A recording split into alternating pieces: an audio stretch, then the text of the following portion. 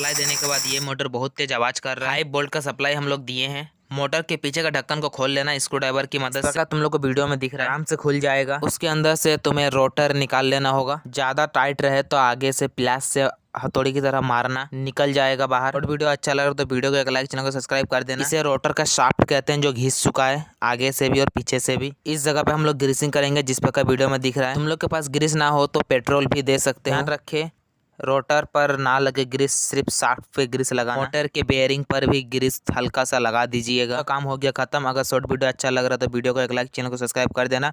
आपने इस पे जिस प्रकार खोला था सेम उसी प्रकार से इसको फिटिंग भी कर देना। हमारा फिटिंग हो चुका है। चलो इसके ऊपर पीछे का ढक्कन हम लगा लेते हैं। पीछे का ढक्कन लगाते समय उन 2 वायर का ध्यान रखना टूटे ना। अब इसका टेस्टिंग देख लेते हैं। इसमें चेर चेर का आवाज हट चुका। पूरा वीडियो देखने के लिए नीचे डिस्क्रिप्शन में लिंक